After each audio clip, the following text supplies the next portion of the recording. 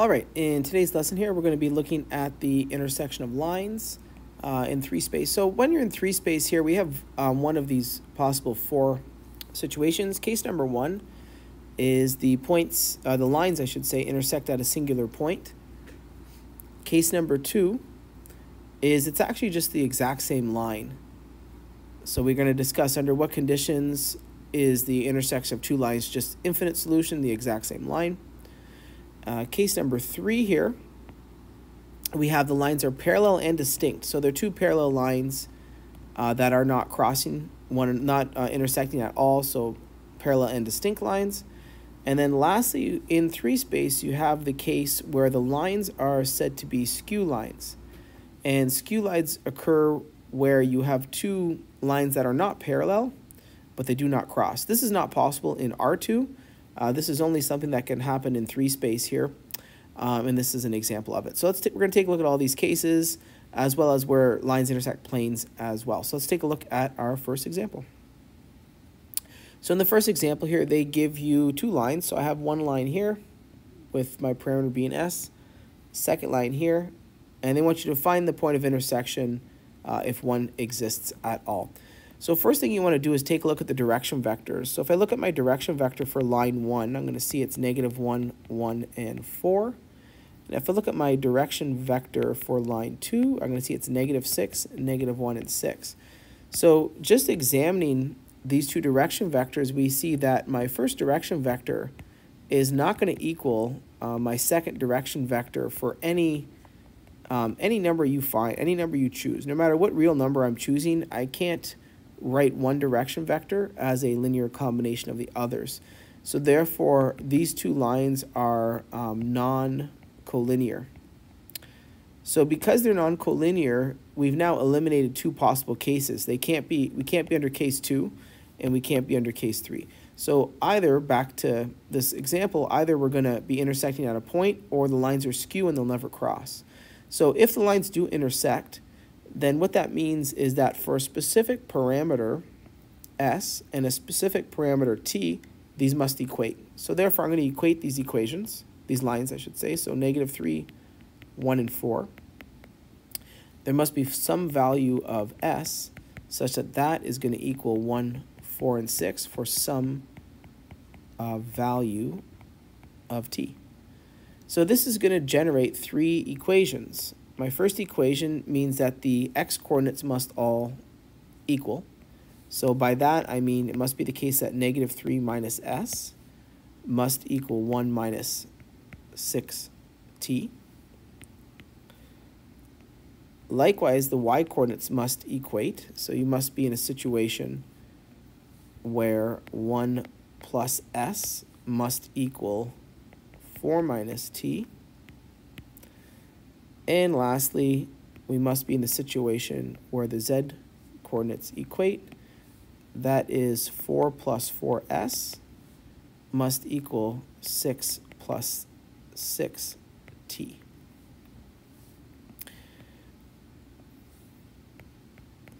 So now what you want to do here is this is an overdetermined system. You notice I have three equations, only two unknowns. So I'm going to focus my attention on two of these equations, solve it just using elimination, and check it in the third equation. If it satisfies the third equation, that's our point of intersection. If it does not satisfy the third equation, we therefore have skew lines. So first thing to do, though, is to clean this up a bit. So I'm going to write this as -s plus 6t is equal to 4. This will be equation 1. Equation 2 is going to be s plus t equals 3. And equation 3 is going to be 4s minus 6t equals 2. So now I have my three equations. So now that I want to solve these here, like I said, this is an overdetermined system, so I'm going to focus my attention on the first two equations. I'm going to try to solve for s and t here and check in the third equation. So right away, using elimination, I can add these two equations together. Doing so, I end up getting here s is canceled. I get 7t equals 7, which implies that my t value here is 1. So if t is 1, that must mean, again, I can sub it into either equation 1 and 2 to solve for s. Therefore, s plus 1 equals 3, and that implies that s is 2. So solving for s and t here, I end up getting that t equals 1 and s equals 2. Now, I'm going to sub this into my third equation, i.e. I'm choosing my unused equation here. And if it satisfies this third equation, then we have a point of intersection. If it does not, it is skew. So going to my third equation here, I want to know is 4 times s, so s is 2, minus 6 times t, is that going to equal 2? Well, this is going to be 8 minus 6. Does that equal 2? Yes, it does. So taking a look here, we end up getting 2 equals 2. So therefore, you'll see here this satisfies the third equation. So therefore, we have a point of intersection. And the point of intersection occurs when s is equal to 2 and t is equal to 1. So you can go back to your equations here. I have this equation here. And I have this equation here. You can sub it into either.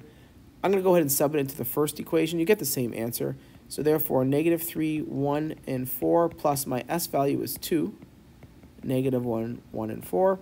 This is going to be negative 3, 1, and 4 plus negative 2, 2, and 8. Adding these together here, I get negative 5, I get 3, and I get 12. So this is the point of intersection where these two lines are going to cross at this singular point. So this is an example of 2 lines intersecting at a point. All right, let's take a look at another example. Okay, so for the next example here, they give us 2 lines in parametric form, and we want to assess where do these cross here. So take a quick look at your direction vectors again. So looking at my direction vector 1, I get the direction vector 1, 4, 5. If I look at direction vector 2, I get the direction vector negative 1, 2, and negative 5. So right away, with this equation here, we can see that these 2 direction vectors are not collinear. So once again, either we have a point of intersection or they're skew. So now, assuming there is a point of intersection, again, this is written in parametric form for me, so I can go ahead and just equate these equations directly. So therefore, I know that negative 1 plus s has to equal 4 minus t for some s and t. Likewise, 3 plus 4s has to equal 17 plus 2t. And equation 3 is 6 plus 5s is 30 minus 5t. So once again, clean this up in terms of its, write it as a proper setup here. So this will be s plus t is 5. Equation 2, 4s minus 2t is 14. And equation 3 is 5s plus 5t is 24. So now taking a look at this here, again, we have an overdetermined system, so I have to solve for s and t. I'm going to go ahead and solving this here. I'll just use equations 1 and 2 to work with. So I'll take equation 1. I'm going to go ahead and multiply that by 4. So I'm going to get 4s plus 4t is 20. Rewrite equation 2 back down, and I'm going to subtract these 2 equations, giving me 6t is 6. So I end up finding that t is 1. So if t is 1 here, you sub it into equation 1. It has to sum to be 5, so s is 4.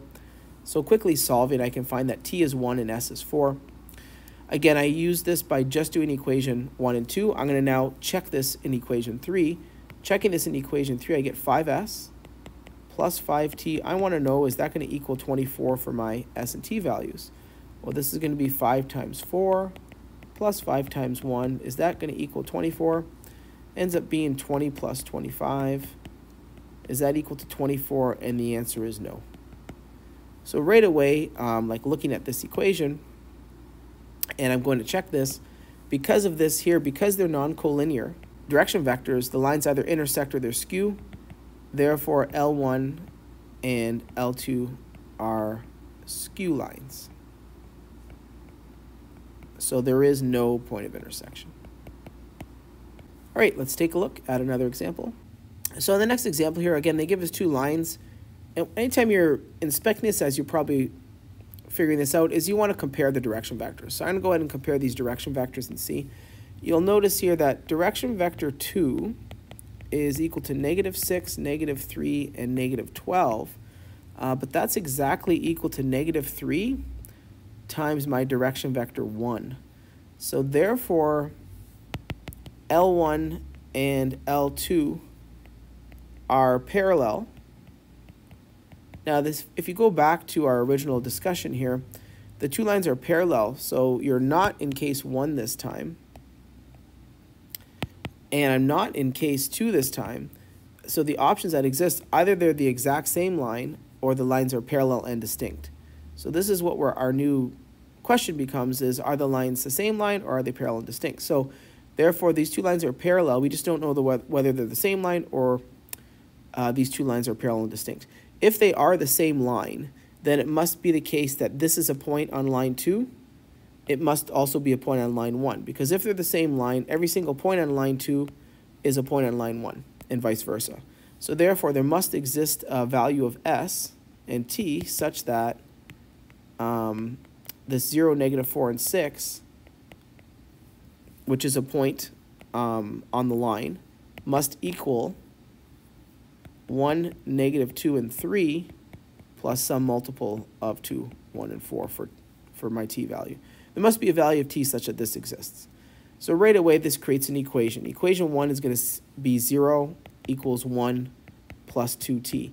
And again, I'm getting that by just equating my x-coordinates have to line up. So do your y-coordinates. And you guessed it, so do your z-coordinates. They'll have to line up here. So right away, this implies that t equals -1/2. So my t value has to be -1/2. So for the first coordinate to line up, t has to be -1/2. That must satisfy the second coordinate as well. So therefore, -4 has to equal -2 plus t. But if I sub in a -1/2 here for t, you get that these do not equal. So therefore, no real number of t exists.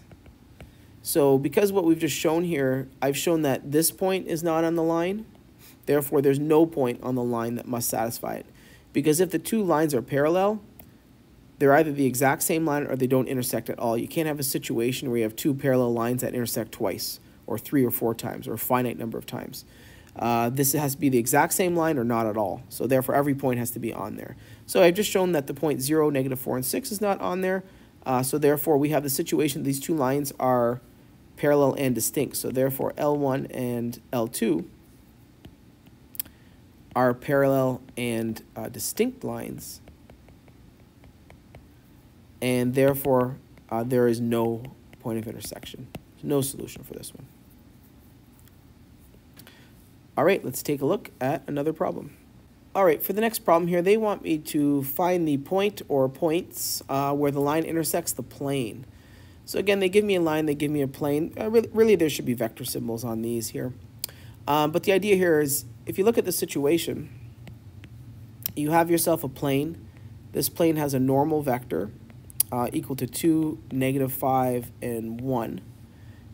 So what you want to do here is I want to compare my direction vectors here. So notice this line has a direction vector of 1, 2, and 8. I want to compare it to my normal. I'm going to take the dot product and see what happens here. So if I take my direction vector, my line, and take the dot product with 2, -5, and 1, I end up getting 2 minus 10 plus 8 is 0.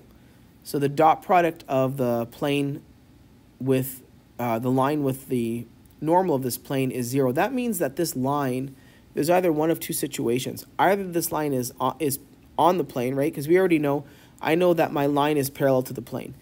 If the direction vector dot, the normal of this plane is 0, it must be that the line is perpendicular to the normal, making it parallel to the plane.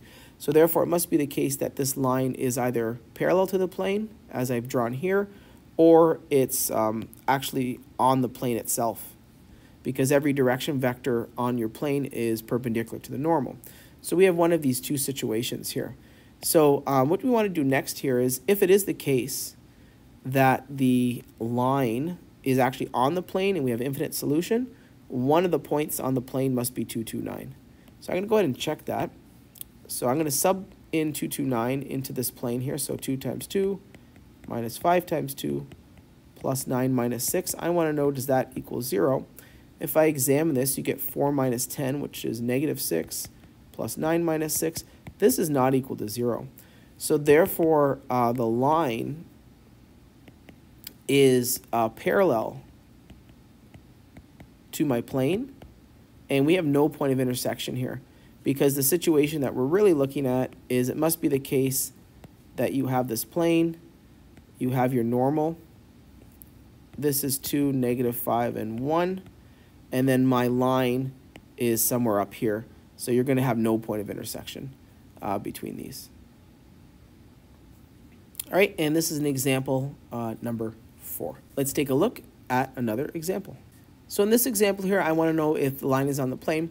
So same analysis here. Take a look at your direction vector, which is 14, -5, and 3. I want to examine that to the normal to my plane, which is 1, 1, and 3. All right, so I want to take my dot product here of n1 and n2. If I go ahead and take my dot product with these, I'm getting 14 minus 5 minus 9, which is in fact 0. So now I'm in a situation here where either the line is on the plane or it's parallel. You'll notice right here, let's take a point on the line. If I go to see this here, is 3, -2, and 1, is that actually on the plane? That's my next question. So now I'm going to go ahead and sub my point into the plane here. So if I sub this in, I get 3 minus 2 plus 3 times 1 minus 4. I want to know whether that's equal to 0. This becomes 3 minus 2 plus 3 minus 4. And it turns out that it is equal to 0. So therefore, this point 3, -2, and 1 is actually on the plane. So the only way that can happen is if the line itself is on the plane. So therefore, it must be this situation here, and in which case it is possible here, and we have infinite solution, right? The line is on the plane itself. All right, let's take a look at one more example. All right, so for the last example here, you're given a line and a plane here. You notice this plane is a little bit unique in that the y and z values here have coefficients of 0. This is still in 3 space. This diagram is you have a plane going this way, looking something like this. This point right here is -3, 0, 0, let's say. This is my x. This is my y. This is my z. And so you have kind of like a plane pushback, 3 units. Here we'll have, this is intended to be the origin, 0, 0, 0. So I want to know, does the line intersect the plane? Well, the line's going to intersect the plane. Again, go to your direction vectors. So my direction vector for the line is -1, 3, and -2. And the direction vector for the normal is 1, 0, 0. So right away, my normal dot my direction vector is not equal to 0.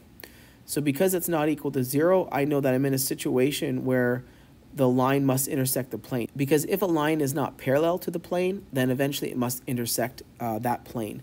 So therefore, it must be the case that there must be a value of t. So my x parameter for my line is going to be 2 minus t. Must be a situation where that is going to equal -3, which is my plane.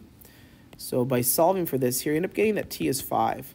So if I let t equal 5, that's going to give me my point of intersection for this line and the plane. So therefore, by letting t equal 5 into my equation, the point of intersection here is 2, -1, and 4, plus t is 5 here.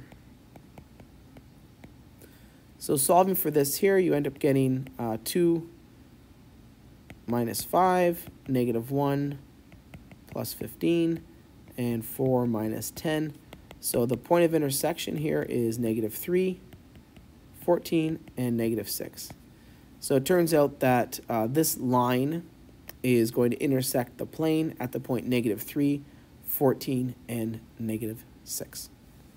All right, that concludes today's lesson on intersections of lines with themselves and intersections of lines with planes as well. Thank you.